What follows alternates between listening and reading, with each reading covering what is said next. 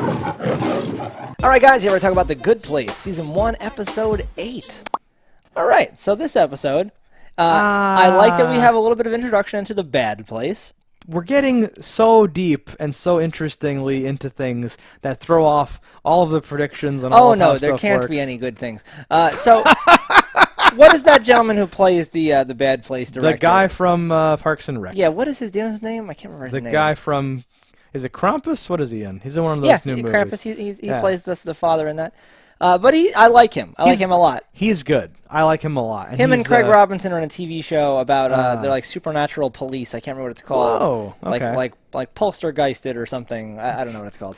I'm a fan of his, and I liked him in this and his appearance in this and all that stuff. Mm-hmm. I love that there's a fucking big iron train, and that's how you travel. I actually from place love to that place. train. Yes, I think that's very cool. Willoughby. I was in some it might have been the museum of American history or something, but they have like a segment on trains, and like indoors they have a train like that, and I'm like, this would be cool if you were rich to have a train like that inside, like have a giant the dining car inside a building inside a thing, like cool.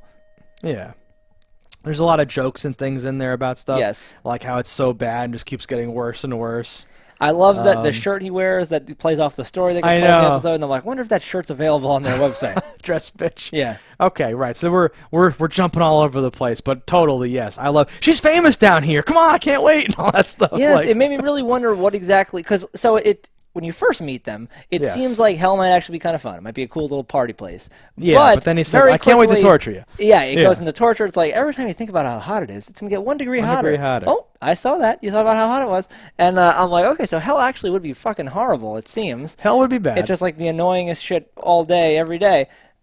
Yeah, but it doesn't seem like it's too bad. It just no. In the same way that heaven is frozen yogurt and like whatever you want or whatever like that. Yeah, hell's like your foot's always itchy. Yeah, Fuck. right. And like I have to wait in line, and then when I get to the end of the line, I have to go to the back of the line again. It's like that stuff or whatever. Yeah. And even the test that Michael gives is all these funny. I wrote them down because some of them hit close to home. But it is forever. So like even if it's slightly bad, it's no. forever. It's certainly bad, and like all of her stuff still applies. It's just more lighthearted because she's not having an endless constant orgasm, and like she's not gonna be having her skin peeled off forever, right? So like everything's brought in to be funny and like real light and all that stuff.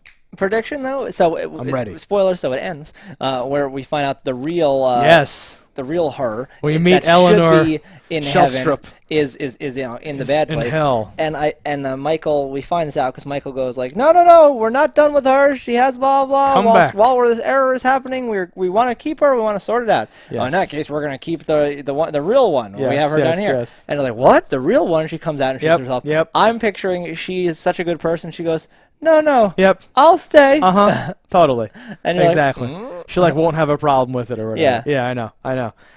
Exactly. Just to service the plot. Because forward, because and that I think, not that I didn't like this episode, but I feel like a lot of this. So like I was originally predicting a very standard plot and like progression, and then things started happening that made me think we were going to go off in this crazy direction. We talked about predictions and the internet hinting at like some big spoiler, and I'm like, I can't wait to know what it's going to be. So she can't actually already be in hell if there is a hell, so or it's this big meta fucking stupid shit inside. I was just gonna say, like, what I think we've been saying even before we had a concrete prediction or internet vague spoiler was that there's something else going on here, right? Which I think is like so vague and nothing to be like a prediction, but you can tell it's not just this. You're gonna find out that something was something all along, right? Maybe not. Or prediction of predictions of predictions. That same thing I just said happens, and then she goes, "No, I can't let you stay, like there for me," and that's the test or something. Okay. Yeah. No.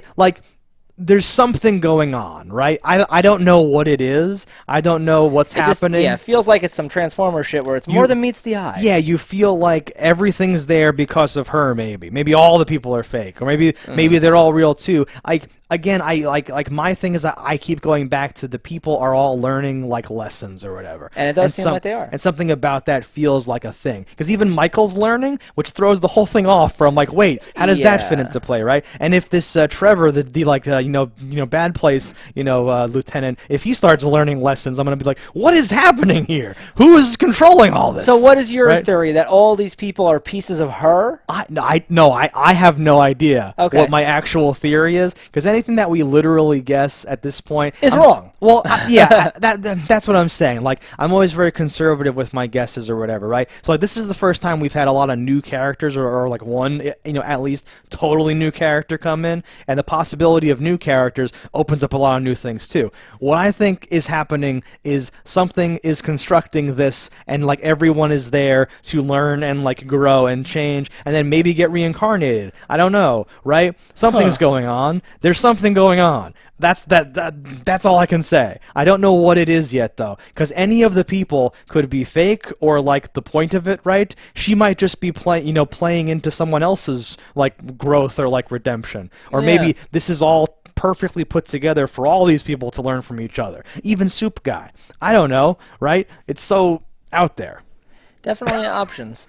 The episode, though, it was more or less decent. Had some funny jokes with good. Cactuses and bullshit. Oh, yeah. Chidi got saved by the bell and didn't have to actually do his lie detector thing. You've been very helpful. Ding, in the wrong. I thought that was funny. I have that with a little symbol next to it where like, thank you, Tahani, you've been a big help. And it goes like, he's like, and like puts it away all funny. That I actually laughed at that, because him shitting on her constantly in this sideways way, because like he's not like, you're an idiot or whatever, but he's just constantly like, oh no, you've been no, this is all tremendous. Like, he's doing this thing where she's trying so hard. Dancing and is so strong in this show. Yeah. And I'm trying to think like where he's actually been a dud, and he's pretty much rises above in most things. And like, not to say that I've seen him in much more than Cheers, like a few of those movies from back in the day. 3 Men and a Lady. 3 Men and a Little Lady. But besides that type of stuff, I really don't know him and his range that much. But this seems like excellent casting. I feel like he's really doing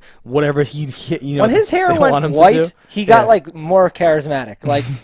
Like, I don't know if it's just part of, like, growing older, I don't give a fuck anymore, as or whatever if by it is. necessity, sure. Because the opposite thing, I like him better. The opposite thing happened to Chevy Chase, right? Where now he's like this bastard or something, right? No. Well, Chevy Chase had a middle area where you just didn't see him at all. I liked him, again, like in Community, Chevy Chase, where he was like crazy racist old guy. He's like a terror off camera, but I guess on camera he's good. On camera, okay, I think he's always been solid. Sure.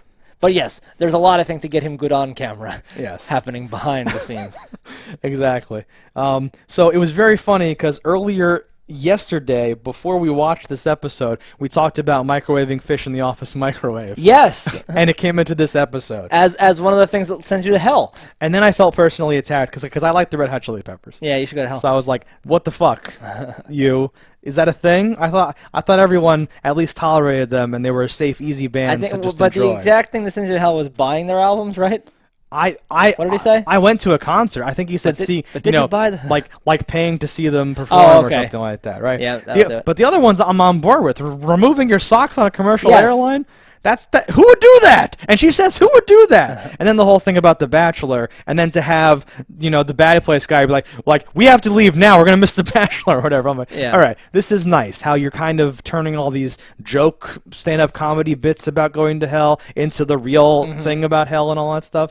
But I also like how he walks through, like, well, like once he has the file, and we already said it, but like, Janet, if it's another cactus, I'm going to explode. And she's like, it is not a cactus. Trust me. And then hands him a cactus or whatever, that whole thing. But once he gets her real file and goes through one of her real things and that real flashback of how shitty she is and how this like stupid dress incident escalates into her selling T-shirts at her friend's expense. And then buys that same to dress. Get the dress. Yeah. I know, like... That's so bad. He just closes no, it's beautiful icing on the cake. And goes like that. Well, so like he doesn't just care about dumb stand-up comedy routines about you should go to hell, right? Yeah. He also cares about the real moral, ethical, like grievances, which is nice. It's not just like an absurd, stupid joke. It's like that was also just his real. ridiculous barometer. Yeah. And then, of course, once he has your file, it's easy. Yes. No, I dig it a lot. But like the best thing you ever did, you took someone to get hot dog churros, and she's like, "Oh, amazing!" But that was the best thing she's ever done. Yes, It just has the highlights of whatever here. Yes, I expected something like, "There's only one page of good." Wait, is this all? This is all bad. Eleanor, what's going on? Or whatever. Yeah. No, but Chidi stands up for her. He goes in there. Yeah. He confesses to killing Janet, which seems to go over right over Michael's head. Yeah. And then pushes for right. My thing was, why is the train already moving if they were going to drop off the other Eleanor? Is that just also true. Is that just a plot hole? No, you know what? Plot hole. I don't know if it is. I don't know. They're the bad place. They're bad people. They might So have kept if her Michael never makes a reference to get her back, they Yes. might just keep her and torture her forever. Yep. Or if they were planning on giving her back, they might throw her from a moving train. They might just throw out the moving train. I totally agree with both of those things. I actually considered next episode might open up with, "Wait, you were already leaving. We had to stop you." And he's like, "Well, I'm not going to give her up unless you know about her. It's not my fault you people can't do paperwork up here," or something like that. Yeah. Right? Whole thing. No, I really like Chidi standing up for her though. It's like a whole inversion. I really of like the, Chidi's character in general. I like a lot about him, but it's a whole inversion of his like everyone hates ethical philosophy people or whatever, right? Yeah. Because this is the good, the good side where he's like, no, I do have to go in there. Because he could just be like, hey, I got off, everything's good. That bitch is not my soulmate anyway. Get out of here. Everything's gonna be fine now. But he is an ethical philosopher. Well, he didn't get enough time to think about his ethical obligation to his real Eleanor and not being there to be her soulmate. I know, but now she's right there. Aren't they all at the train station? And they're all looking at her like, "Oh no, what are we gonna do?" Right? This is an ethical conundrum. This is a Kantian nightmare. It's it's so good. Because Eleanor is learning, she even quotes somebody, right? She says that off the cuff. "Well, this guy would say any lying is bad. What do we do?" And he's like, "Oh wow," and that's what plays This is the into him happiest day later. of my life. That's sad, Chidi, if true. Yeah. No, but decent episode. Everything was good except for John Yu, as usual. I was just gonna say they had so many opportunities. That's my next note here. Was he pricks his finger on the cactus or whatever? And like we're letting Michael carry all that and kind of be like, "You're right. The cactus means to do no harm." Okay, right? But we could have had it be better, right? Yeah. That's a serious Without letdown. Michael being in that room, nothing could have saved that.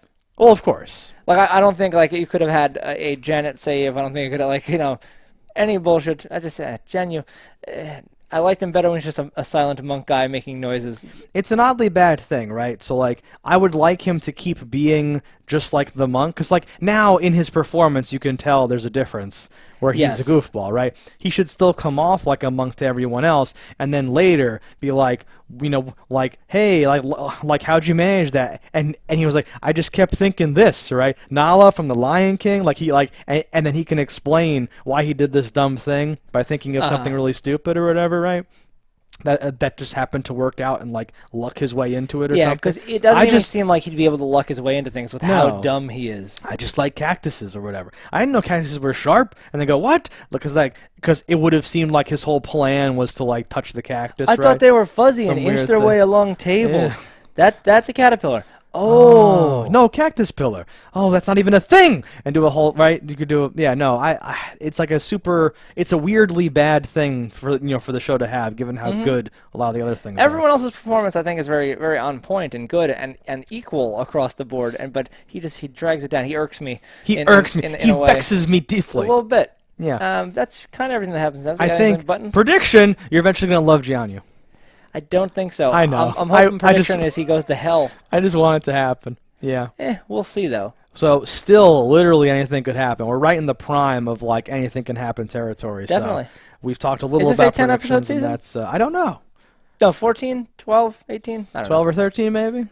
Who the hell cares? All right, guys, that's our thoughts on this episode. Let us know in the comments below what you thought about it. Don't die in a fire, and we'll see you next time. Hello, internets. I just love watching Just Daggers. If you've enjoyed this video as much as I have, click that subscribe button.